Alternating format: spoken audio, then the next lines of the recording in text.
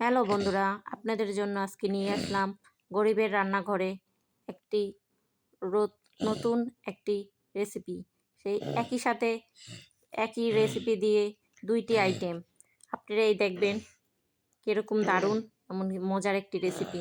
এই রেসিপিটা সবাই খুব পছন্দ করে, কিন্তু ঝামেলার কারণে কেউই করতে চায় না। আপনারা আজকে এই রেসিপিটা খেয়াল করুন, ফলো করুন। অল্প কিছুক্ষণ সময়ের মধ্যে, আধা ঘন্টার মধ্যে এটা রেডি হয়ে যাবে। আপনারা যদি এটা খেয়াল করুন, পুরো ভিডিওটা ফলো করলে আপনারা বুঝতে পারবেন কিছুক্ষণ সময়ের মধ্যে এটা কত তাড়াতাড়ি হয়ে যায়। আপনারা ঘরে চেষ্টা করলে নিজেরা হাতেই বানিয়ে খেতে পারেন। হ্যাঁ বন্ধুরা, আমি বলছি গরুর বটের কথা। এটা সবারই পছন্দ, কিন্তু সবাই এটা ঝামেলা মনে করে, তাই করতে চায় না। চলুন দেখে আসি আমরা এটা কিভাবে সহজভাবে করতে পারি ঘরে বসেই। গরিবের রান্নাঘরে আপনাদেরকে স্বাগতম। আমি এখানে দিয়েছি পেঁয়াজ বাটা। আপনারা চাইলে পেঁয়াজ কুচিও দিতে পারেন, এটা আপনাদের নিজেদের ইচ্ছা। এখানে দিয়েছি, তারপরে দিয়েছি 2টা এলাচ, একটা তেজপাতা, 2টা লং, দারচিনি। তারপরে এগুলো আমি ভালো করে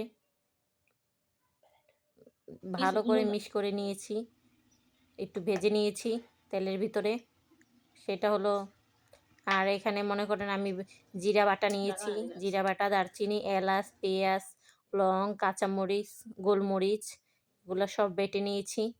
আমি এগুলো বেটে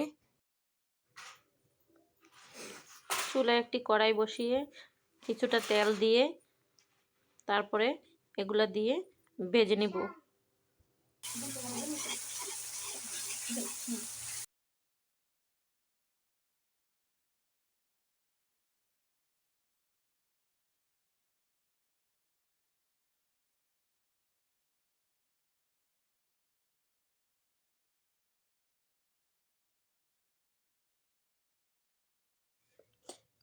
পেঁয়াজটা লাল লাল করে একটু ভেজে নিয়ে উপকরণগুলো দিয়ে দিবেন। স্বাদ মতো লবণ, স্বাদ মতো হলদি, স্বাদ মতো মরিচের গুঁড়া, স্বাদ মতো মশলা, আদা রসুন। তারপরে এই যে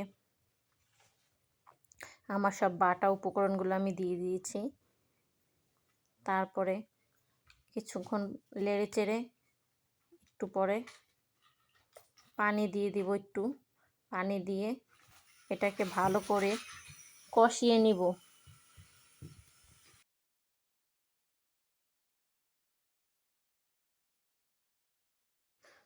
ভালো করে কষানো হয়ে গেলে আমার আগে থেকে সিদ্ধ করা বুড়িগুলো ধুয়ে পরিষ্কার করে আমি এটা দিয়ে দিব। দিয়ে কিছুক্ষণ ভালো করে নেড়ে চেড়ে এটাকে ঢাকনা দিয়ে ঢেকে রাখবো একটু পানি দিয়ে।